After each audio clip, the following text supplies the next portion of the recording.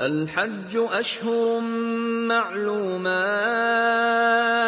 فمن فرض فيهن الحج فلا رفث ولا فسوق ولا جدال في الحج وما تفعلوا من خير يعلمه الله وتزودوا فإن خير الزاد التقوى واتقون يا أولي الألباب.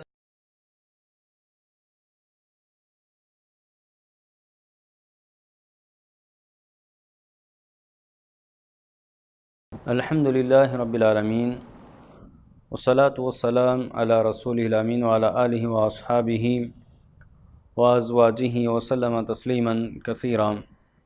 وفی الحدیث الصحیح عن النبی صلی اللہ علیہ وسلم فیما روته عنہ معقل رضی اللہ تعالی عنہ الحج والعمرة فی سبیل اللہ رواہ الامام احمد فی مسندہ والحاکم فی مستدرکہ وصححہ الالبانی رحمہ اللہ. محترم ناظرین و سامعین، السلام علیکم ورحمۃ اللہ وبرکاتہ. حج کے احکام مسائل اس سیریز میں آپ تمام کا تہ دل سے استقبال کرتا ہوں. آج کا جو ہمارا ٹاپک ہے کہ زکوٰۃ کے مال سے دوسروں کو حج کرایا جا سکتا ہے. مصارف زکوٰۃ میں ہم جانتے ہیں سورہ توبہ آیت نمبر 60 میں اللہ تعالیٰ نے ان تمام لوگوں کا ذکر کیا ہے جن کو زکوٰۃ کا مال دیا جا سکتا ہے.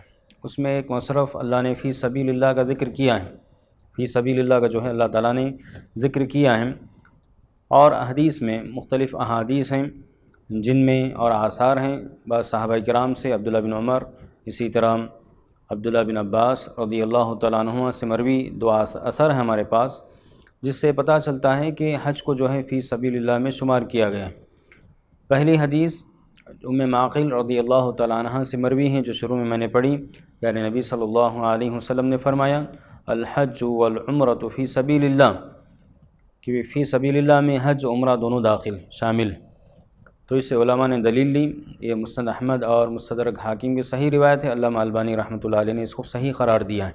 تو اس حدیث سے پتہ چلتا ہے کہ حج جو ہے فی سبیل اللہ میں شامل ہے. تو زکوٰۃ جو ہے حج کرنے والے کو زکوٰۃ کا مال دیا جا سکتا ہے کہ زکوٰۃ کا مال لے کر حج کر سکتا ہے. دوسری روایت وہ بھی معقل رضی اللہ تعالیٰ عنہ سے مروی ہیں. حجۃ الوداع کا جو واقعہ ہے، اللہ کے نبی صلی اللہ علیہ وسلم نے حج کیا. جب پیارے نبی صلی اللہ علیہ وسلم حج سے واپس آئے لوٹ کر، معقل رضی اللہ تعالیٰ عنہ کہتی ہیں میں اللہ کے نبی صلی اللہ علیہ وسلم کی خدمت میں گئی. آپ صلی اللہ علیہ وسلم نے مجھ سے پوچھا ما منعک ان تخرجی معنا، کہا کہ ہمارے ساتھ حج کرنے سے کس چیز نے آپ کو روکا؟ تو انہوں نے کہا اے اللہ کے نبی صلی اللہ علیہ وسلم، ہمارے پاس جو اونٹ تھا اس اونٹ کو جو ہے میرے شوہر ابو معقل رضی اللہ تعالیٰ عنہ نے جو ہے اللہ کے راستے میں وقف کر دیا تھا. اسی پر ہم حج ادا کرتے تھے، اور جب آپ حج پہ چلے گئے تھے ابو معقل کا جو ہے انتقال ہو گیا، اور اس اونٹ کو انہوں نے جو ہے اللہ کے راستے میں وقف کر دیا، تو ہمارے لیے کیسے جائز ہوتا؟ تو اللہ کے نبی صلی اللہ علیہ وسلم نے ان سے کہا کہ تم اس اونٹ پر تم نے حج کیوں نہیں کیا؟ پھر کہا ان الحج فی سبیل اللہ، کہا کہ حج کرنا فی سبیل اللہ میں شامل ہے. تو اللہ کے نبی صلی اللہ علیہ وسلم نے ان سے کہا کہ جو اونٹ اللہ کے راستے میں وقف کیا گیا تھا زکوٰۃ کا تھا، تو آپ نے کہا کہ اس سے حج کیا جا سکتا ہے. تو اس سے بھی علماء نے دلیل لی. اسی طرح عبداللہ بن عمر رضی اللہ تعالیٰ عنہما سے مروی ہیں، آپ سے جو ہے ایک ایسے خاتون کے بارے میں پوچھا گیا جس نے جو ہے 30 درہم اللہ کے راستے میں اس نے وقف کیے تھے. پوچھا گیا کہ وہ کیا حج کے سلسلے میں اپنا مال لگا سکتی ہیں؟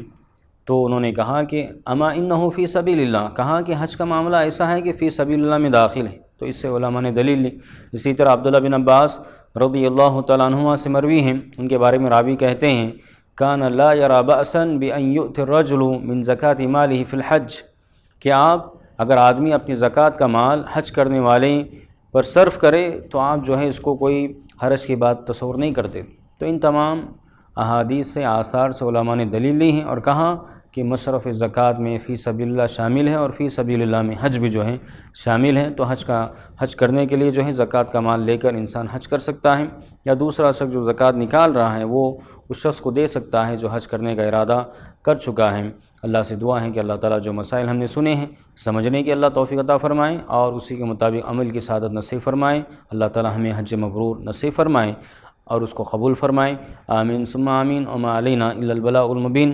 السلام علیکم ورحمۃ اللہ وبرکاتہ۔ اور مزید ویڈیوز کو دیکھنے کے لیے آپ ہمارے YouTube چینل کو سبسکرائب کریں۔ فجزاکم اللہ خیرا۔